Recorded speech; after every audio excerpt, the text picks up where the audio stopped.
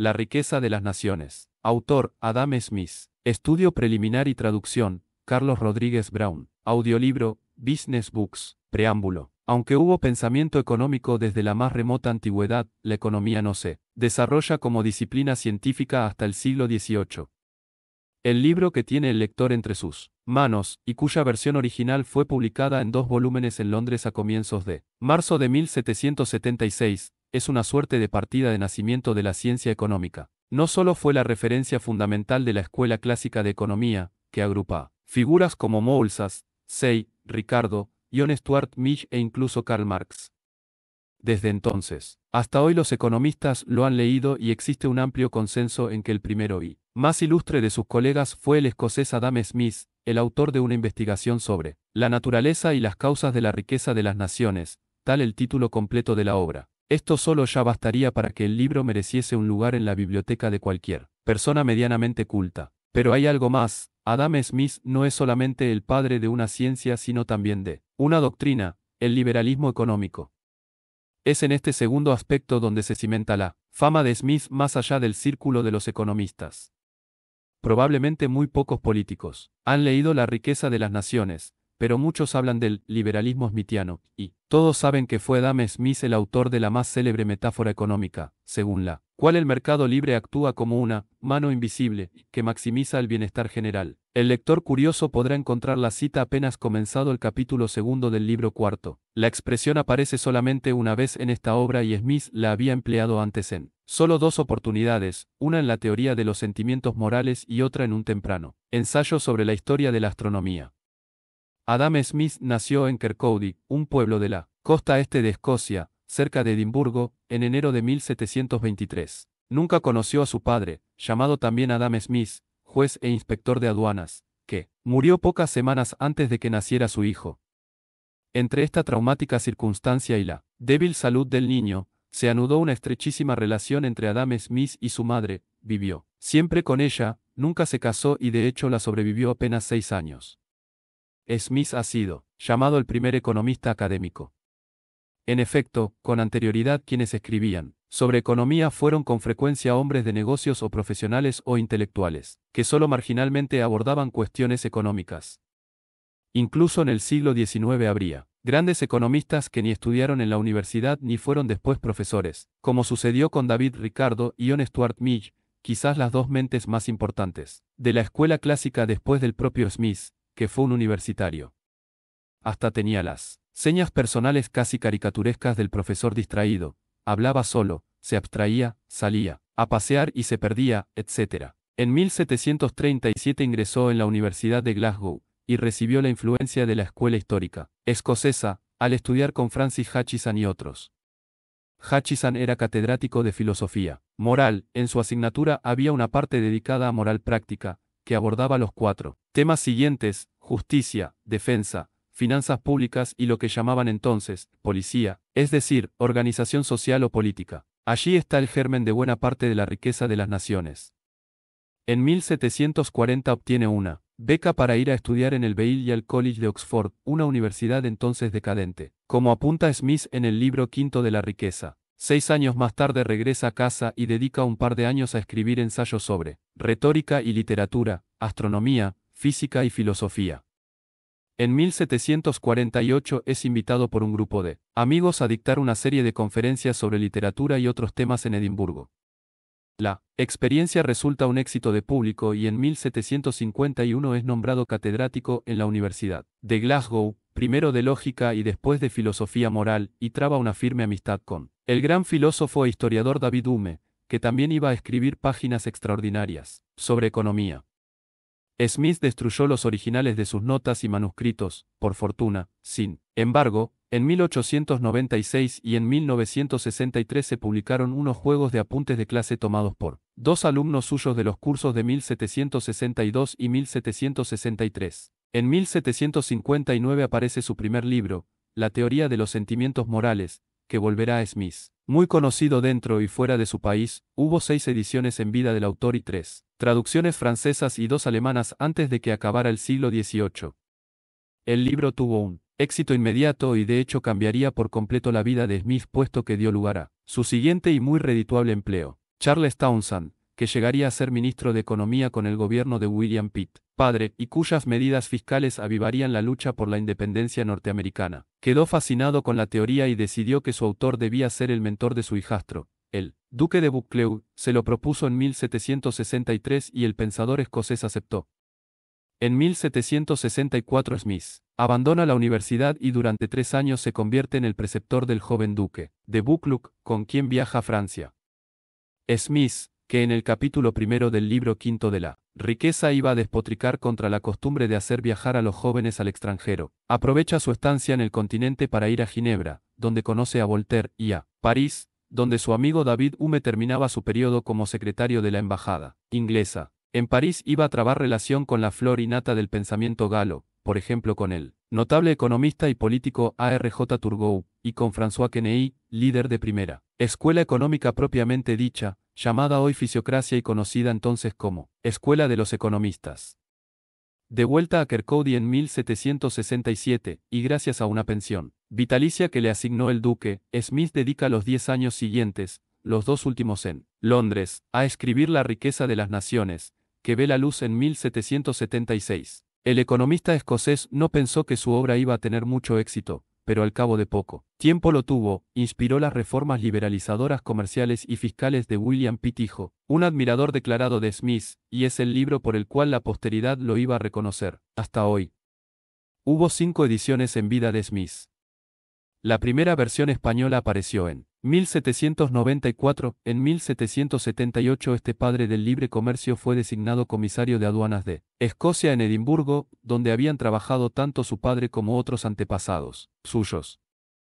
Smith cumplió con sus tareas a conciencia hasta el final de su vida, tareas que ciertamente no eran contradictorias con su doctrina económica, puesto que él no fue partidario de la desaparición de los aranceles sino de su moderación y su reforma según los cánones de la tributación que expone en el capítulo 2 del libro quinto de La riqueza. 3 años antes de su muerte recibió Adam Smith un honor que lo llenó de emoción. Fue nombrado en 1787 rector de su antigua casa académica, donde había estudiado y enseñado, la Universidad de Glasgow. No tenía dudas Smith sobre cuál había sido la etapa más feliz de su vida, los 13 años en que fue profesor. Murió en Edimburgo en julio de 1790. Tenía 67 años. Es curioso que con frecuencia sea Adam Smith caracterizado como la imagen del capitalismo salvaje, desconsiderado y brutal. El primero que se indignaría ante semejante descripción sería sin duda el mismo, que era, después de todo, un profesor de moral y que se preocupó siempre por las reglas éticas que limitan y constriñen la conducta de los seres humanos. La base de su teoría es la simpatía y el amor propio. Dentro de cada persona hay un espectador imparcial, que juzga la medida en que las acciones son beneficiosas para el individuo o para su entorno. Es normal que las personas asignen más importancia a su ambiente inmediato, ellas mismas y sus familias, que al más lejano, su ciudad, el país, el mundo. Pero que las personas estén interesadas más en sí mismas no quiere decir que no les importe lo que suceda con los demás. El capítulo 1 de la teoría de los sentimientos morales se abre con la siguiente afirmación: por más egoísta que se pueda suponer al hombre, existen, evidentemente en su naturaleza algunos principios que lo mueven a interesarse por la suerte de otros, y a hacer que la felicidad de estos le resulte necesaria, aunque no derive de ella nada más que el placer de contemplarla. La simpatía hacia los demás y el propio interés, por lo tanto, coinciden en todas las personas y son 2 emociones genuinas. Para compatibilizarlas se podría decir que está la conciencia humana, o lo que Smith llama el espectador imparcial, una especie de desdoblamiento de la personalidad que hace no solo que podamos ver nuestra conducta y juzgarla individualmente, sino también que podamos evaluar los condicionamientos y resultados sociales de nuestro comportamiento, en particular cómo nos juzgarán los demás. Algo importante porque la opinión de los otros es determinante para nuestros actos. No nos precipitamos hacia un individualismo egoísta porque nos lo impide la presencia de lazos familiares, de amistad, vecindad, nacionalidad. Como todas las personas afrontan el mismo contexto, de esa mezcla ponderada de simpatía y atención por los demás y de amor propio emergen reglas morales que hacen posible, como consecuencia no deseada, una sociedad ordenada. Esto es típicamente smithiano. En La riqueza de las naciones la conducta económica, fundada en el propio interés, desencadena a través de la mano invisible del mercado, siempre que haya un Estado que garantice la paz y la justicia, un resultado que no entraba en los planes de cada individuo, el desarrollo económico y la prosperidad general. Es en este sentido en el que emplea la expresión mano invisible, en el capítulo primero, parte cuarta, de su libro sobre moral, el que la persecución del propio interés sea moralmente legítimo y económicamente beneficioso para la sociedad no es una noción original de Smith, pero nadie la había expuesto antes con tanto rigor y detalle. Los escritos de Smith pueden verse como un gran conjunto, inspirado por el programa de filosofía moral de Hutcheson y el suyo propio. Y es un conjunto incompleto. En la última página de la teoría de los sentimientos morales de 1759 escribió Smith, en otro estudio procuraré explicar los principios generales de la legislación y el Estado, y los grandes cambios que han experimentado a lo largo de los diversos periodos y etapas de la sociedad, no solo en lo relativo a la justicia sino en lo que atañe a la administración, las finanzas públicas, la defensa y todo lo que cae bajo el ámbito legislativo. En el prólogo a la sexta edición de la teoría, redactado meses antes de morir, escribió que la riqueza satisfizo, solo, parcialmente esa promesa, en lo referido a la administración, las finanzas y la defensa. Todavía le quedaba, confesó, la teoría de la justicia, aunque mi avanzada edad me hace abrigar pocas esperanzas de completar esta gran obra satisfactoriamente, y efectivamente no pudo hacerlo. Lo que sí completó fue la riqueza de las naciones. Para ser el fundador de la ciencia económica, Adam Smith no emplea en absoluto esa expresión, que se generalizaría mucho después, y cuando habla de economía se refiere a la economía política, y otorga mucho peso al aspecto político, es una rama de la ciencia del hombre de Estado o legislador, dice al comenzar el libro cuarto. Sin embargo, Smith es evidentemente un economista y que además se plantea una gran pregunta de esta disciplina en el título mismo de su obra, que en términos modernos se leería, en qué consiste y cómo se logra el desarrollo económico. Smith va directamente al grano desde la primera línea de la introducción. La riqueza de una nación deriva de su trabajo, el producto anual del trabajo y la tierra del país, dirá una y otra vez Smith, es decir, algo muy parecido al Producto Interior Bruto. No es el excedente de la balanza comercial, como habían pensado muchos autores antes, que él, en lo que a partir de Smith se llamaría mercantilismo, y tampoco es el excedente agrícola, como creían sus contemporáneos, los fisiócratas franceses.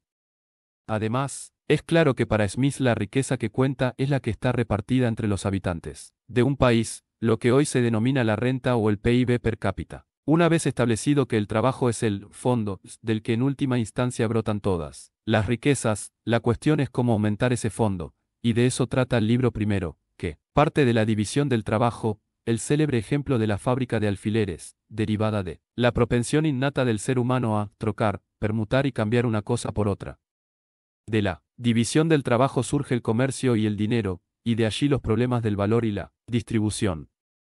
Smith va a explicar el valor por la oferta, porque creía que el precio, natural o de equilibrio en el largo plazo venía determinado por el coste de producción, con lo que la idea de la determinación simultánea de precios y costes se demoró todavía un siglo. El libro segundo trata de la forma de ampliar ese fondo a través del ahorro, la acumulación del capital. Smith vuelve a considerar aquí al dinero, pero como parte del capital, y los dos tipos de trabajo, productivo e improductivo. El libro tercero aborda una cuestión de gran importancia práctica, porque unos países crecen más que otros. Característicamente, Smith adjudica gran importancia a las instituciones y a la política económica, y condena en particular a las medidas que intentan favorecer a un sector de la economía a expensas de los demás. Si el libro tercero puede verse como una historia de los hechos económicos, el libro cuarto es una historia de las doctrinas económicas, o sistemas de economía política, de los que Smith se centra, particularmente en uno, el sistema comercial o mercantil, es decir, el mercantilismo, y critica su espíritu proteccionista y monopólico. Menos espacio dedica, en cambio, a rebatir a los fisiócratas, porque en realidad a su juicio no habían hecho sino exagerar una doctrina, que era fundamentalmente verdadera, la idea de que la agricultura era el más productivo de los sectores económicos. Además, Smith simpatiza con el mensaje liberal de la fisiocracia. Y por último el libro quinto es un tratado de hacienda pública dividido en tres partes: gastos, impuestos y deuda pública. Desde el primer libro aparecen las características del modo de razonar de Smith. Aunque los economistas han llevado desde siempre, y en muchas ocasiones con razón, el estigma de la Torre de Marfil, de elaborar visiones fantasiosas sin contacto alguno con la realidad. Para el fundador de la ciencia económica, era evidente que la economía no podía ser analizada en abstracto, en especial no se podía perder de vista una doble dimensión, la historia y las instituciones. El pensador escocés demuestra no solo una gran soltura a la hora de manejar la historia en general, sino en particular los datos de la historia económica, como puede verse en la notable y extensa digresión sobre el valor de la plata en el capítulo 11 del libro primero. Pero además de la proyección histórica, Smith insiste en explicar el funcionamiento de la economía real, con todas sus imperfecciones y limitaciones, y con todo su marco institucional, que según Smith es básico para el crecimiento económico.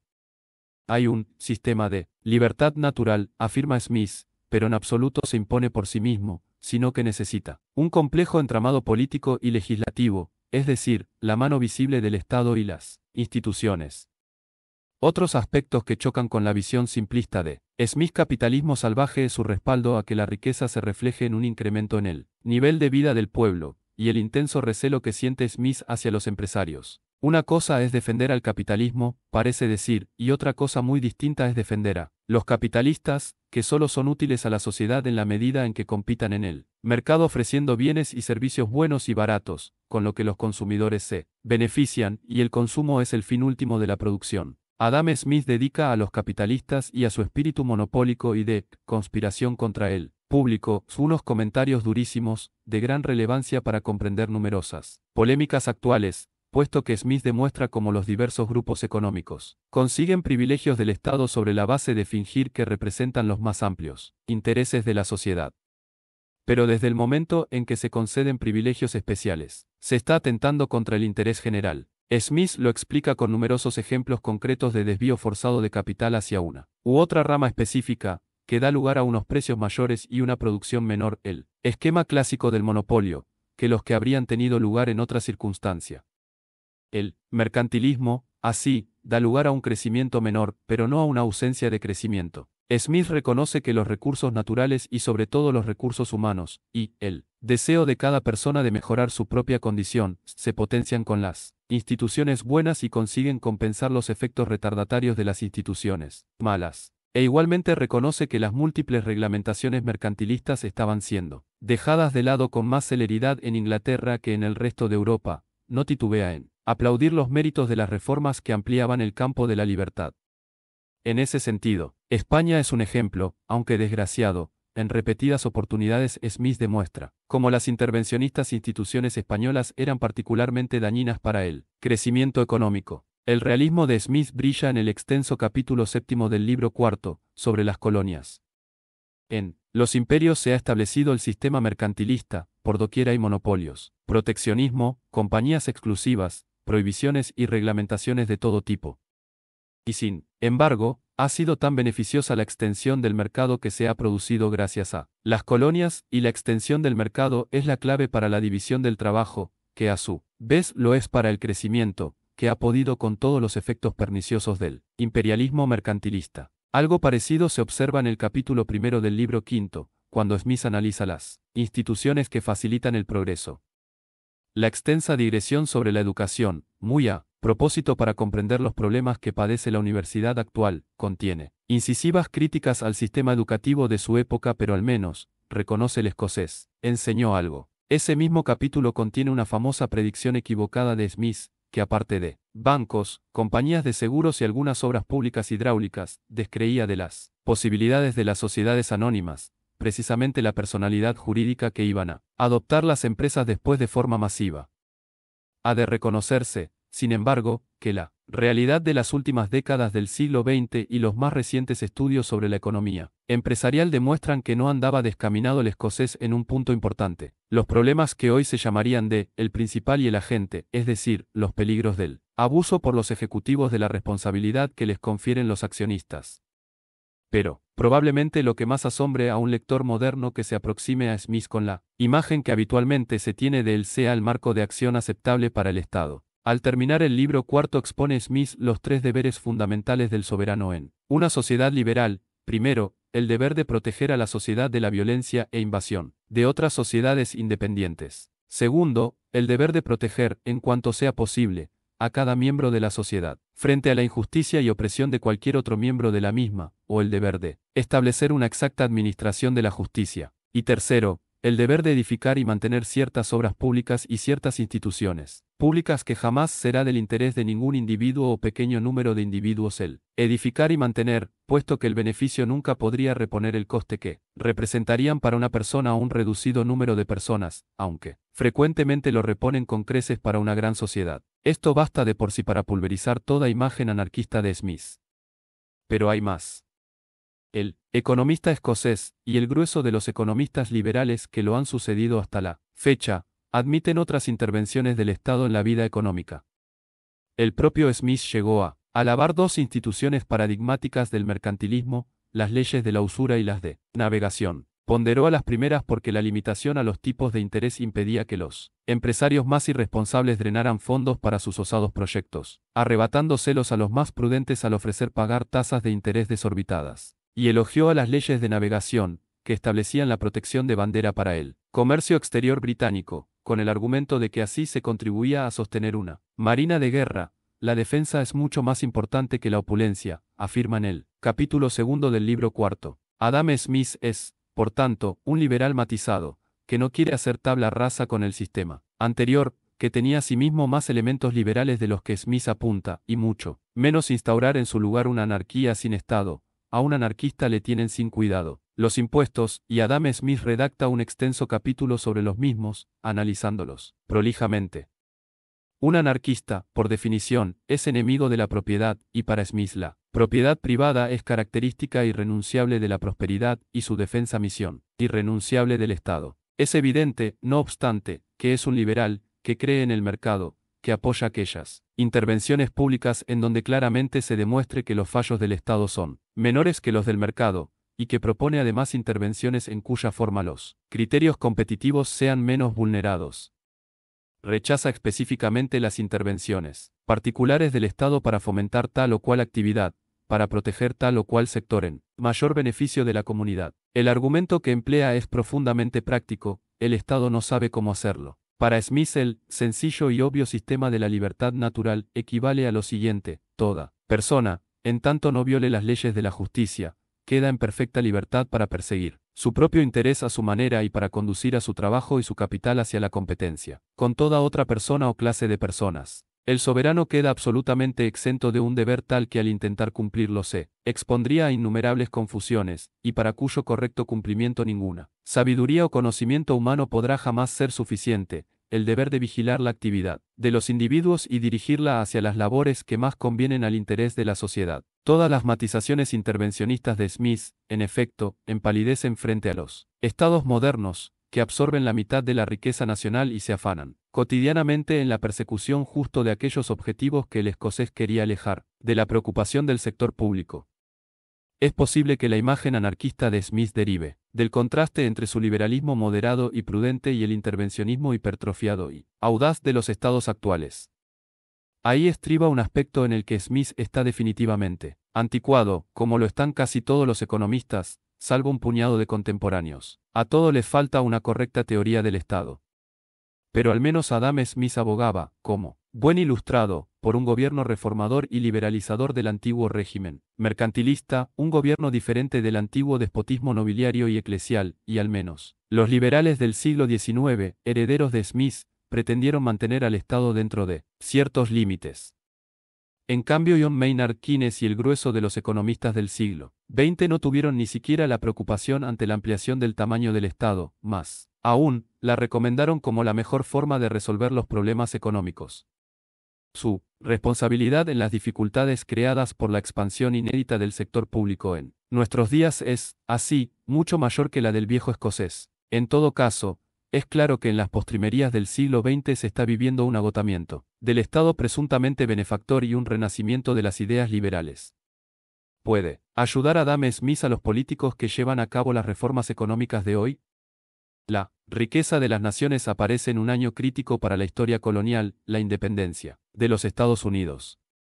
Este tema, que guarda ciertas analogías con la cuestión nacionalista del presente, es aludido por Smith en diversas ocasiones, habla de actuales disturbios, y aunque su pensamiento es bastante ambiguo y complejo, es claro que para él lo óptimo es un nuevo imperio, un Commonwealth diferente, de comunidades autónomas y autofinanciadas en un marco de libre comercio internacional. Pero en ese momento, hablar de un nuevo imperio cuando el viejo se estaba resquebrajando le parece a Smith, cuando vuelve sobre el tema al final del libro quinto, algo utópico. Significativamente, la palabra utopía aparece en solo 2 oportunidades en la obra de Smith.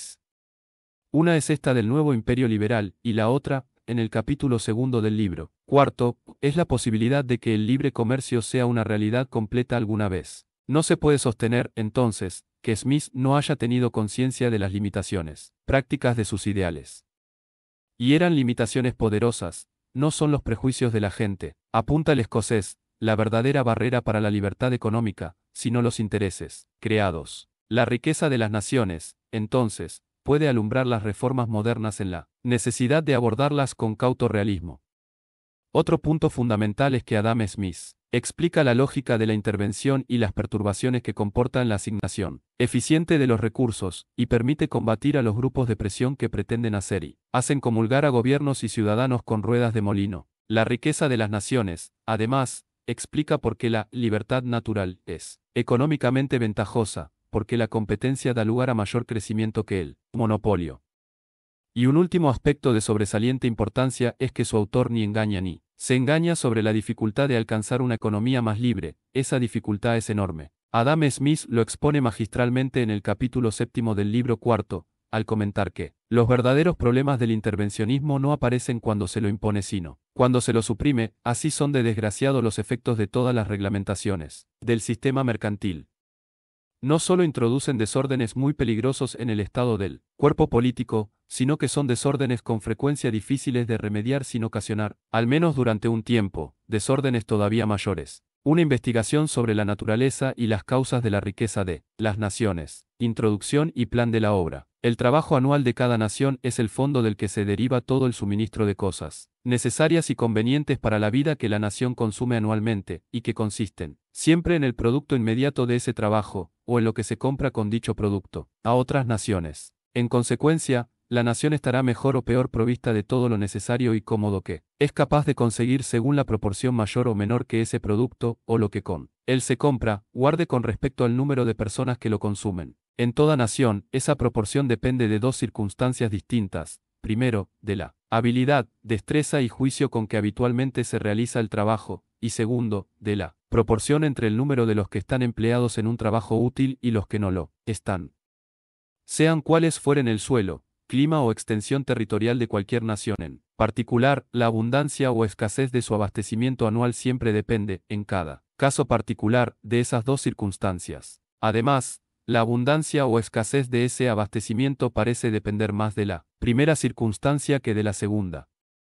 Entre las naciones salvajes de cazadores y pescadores, toda persona capaz de trabajar está ocupada en un trabajo más o menos útil, y procura conseguir, en la medida de sus posibilidades, las cosas necesarias y convenientes de la vida para sí misma o para aquellos miembros de su familia o tribu que son demasiado viejos, o demasiado jóvenes o demasiado débiles para ir a cazar o a pescar.